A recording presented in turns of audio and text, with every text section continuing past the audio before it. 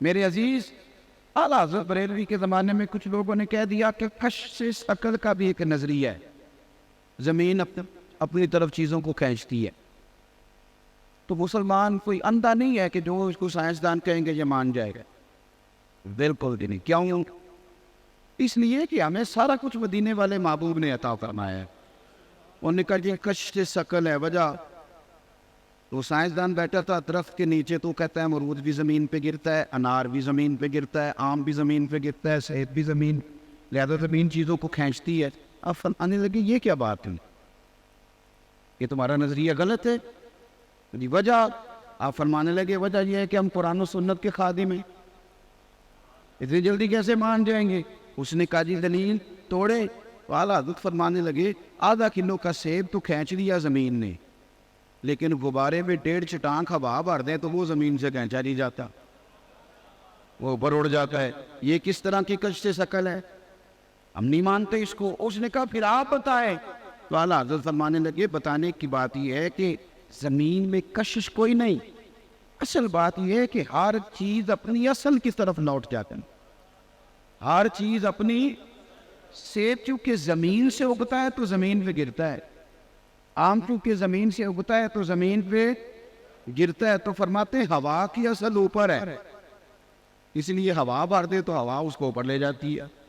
تو اصل بات کریں اس طرح اعلیٰ حضرت نے اس دور میں پائے جانے والے جتنے نظریات تھے، جتنے میں اعلیٰ حضرت نے اس پر باقاعدہ کتابیں لکھی۔ کچھ لوگ ایسے پیدا ہو گئے تھے جو قبروں کو سجدے کرنے لگ گئے تک۔ اعلیٰ حضرت رحمۃ اللہ تعالیٰ علیہ نے فرمایا سجدہ ہر حال میں کسی غیر کے لیے کرنا حرام ہے، حرام ہے، حرام ہے، اور آخری جملہ اشد حرام ہے، اشد حرام۔ فرمایا سجدہ سوائے اللہ کو کسی کے لیے جائز دین وہی ہے، لیکن جہاں جس طرح کی قباحتیں آئیں اس طرح کا علاج بتایا۔ آپ فرماتے ہیں کہ قبر پر تم جاؤ گے تو 4 ہاتھ دور کھڑے رہ کے دعا مانگو۔ یہ میں بڑی ذمہ داری سے بات کہہ رہا ہوں، بڑی ذمہ داری سی۔ آپ کو بندہ کہتا ہے جی وہ فلانا بندہ ایسے کرتا ہے، تو ہم فلانے بندے کے کوئی ذمہ دار تو نہیں نا؟ میری بات کی سمجھ آ رہی ہے؟ آپ کی اس مسجد میں نماز پڑھنے والا کوئی شخص، معاذ اللہ مثال دے رہا ہوں، وہ جا کے کسی شخص کو معاذ اللہ ثم معاذ اللہ 2 ڈنڈے مار آتا ہے، تو کیا وہ یہ کہے گا کہ جمعے میں مولانا صاحب نے کہا تھا اس لیے مارے؟ یہ اس کا ذاتی فعل ہے، اس سے علامہ صاحب کا کوئی تعلق ہے؟ تو اگر کوئی بندہ آگے کہے وہ آپ کا ہے جی نمازی، تو یہ تو کوئی بات نہ ہوئی۔ اب جی وہ تو آپ کی جماعت کا ہے، تو ہماری جماعت میں کوئی بندہ غلط کام کرتا ہے تو ہمارا اس سے کوئی لینا دینا نہیں۔ یہ کیا مطلب ہے اس بات؟ آپ سمجھ لیں چیزوں کو۔ اعلیٰ حضرت فرماتے قبر پہ جاؤ تو 4 ہاتھ دور کھڑے رہو اور دعا مانگو۔ فرماتے قبر کو سجدہ حرام ہے، طواف کرنا قبر کا حرام ہے۔ فرماتے چومنے میں ہاتھ لگانے میں اختلاف ہے، پر فقیر کہتا ہے، اعلیٰ حضرت کہتے ہیں فقیر کہتا ہے چومنے سے بھی بچو۔ بلکہ کسی نے کہا میں مدینہ جا رہا ہوں تو حضور کے روضے کی جالیاں چوم لو، کیا جواب ہے؟ اور یہ جواب صرف اعلیٰ حضرت ہی دے سکتے ہیں۔ کہ حضور کی جالیاں چوم لو، تو فرمانے لگے تیرا منہ اس قابل ہے کہ نبی پاک کی جالیوں کو لگائے؟ حرم کی زمین اور قدم رکھ کے چلنا، ارے سر کا موقع ہے ہو جانے والا، تیرا منہ اس قابل ہے تو حضور کی جالیوں کو لگائے؟ جتنی قباحتیں اس دور میں پائی جاتی تھی اعلیٰ حضرت نے ایک ایک پر کتاب لکھی، رسالے لکھی۔ کچھ لوگ بیچارے انہوں نے کہہ دیا حضور کو تو دیوار کے پیچھے کا علم نہیں۔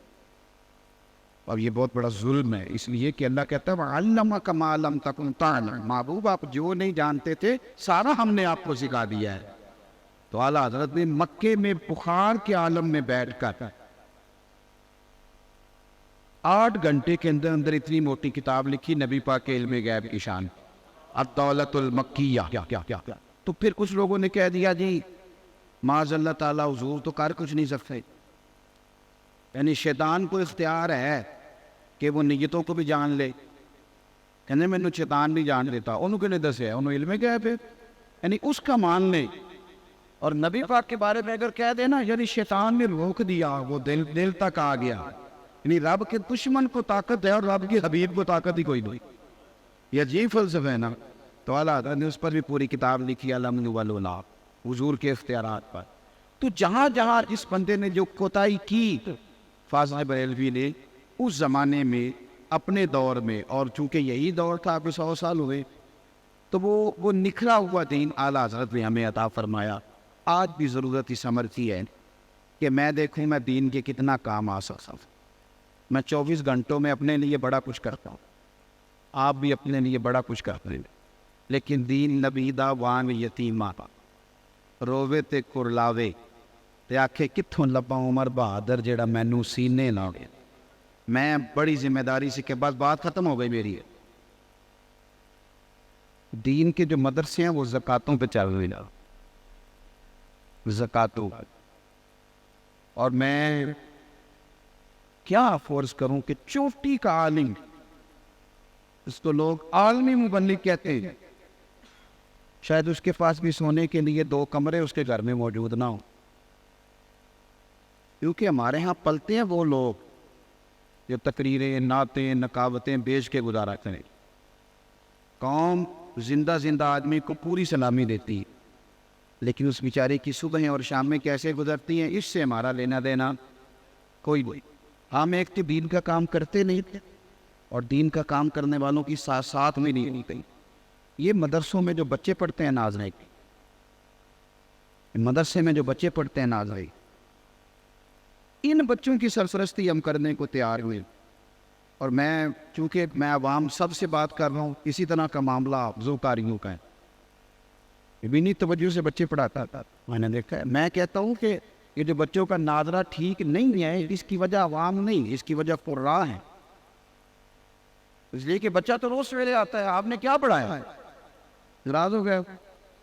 سب سے بات کر رہا ہوں، تو اس لیے پھر مجھے اپنے آپ سے بھی کرنی چاہیے نا، یہ اپنی اصلاح کے لیے کہ میں نے اگر سویرے بچوں کو پڑھایا ہوتا تو بچوں کا قرآن پاک ٹھیک ہوتا. تو تھوڑا سا دین میں اپنا حصہ ڈالنا اور صحیح کر کے نہ آئی، اور تھوڑی توجہ کرے. بڑی مشکل ہے، آپ یقین کریں، دین کا کام کرنے والوں کو بڑی مشکل. جو بڑے بڑے مرکز بنے ہوتے ہیں وہ تو پیر صاحب جاتے دفعہ اپنے بیٹے کو دے جاتے.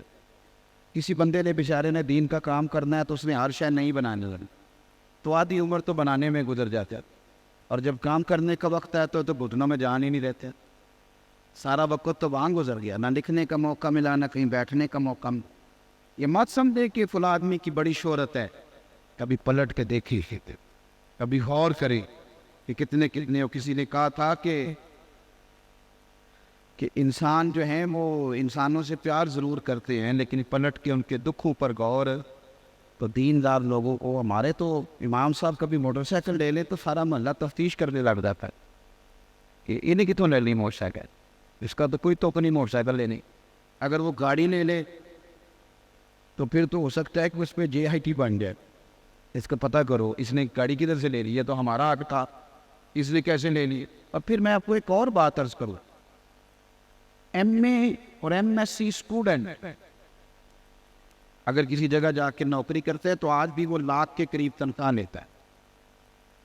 پروفیسر لیکچرار نظر لگ جاتا ہے. نہیں، آپ کا جو درس نظامی کا عالم ہوتا ہے وہ MA ہوتا ہے،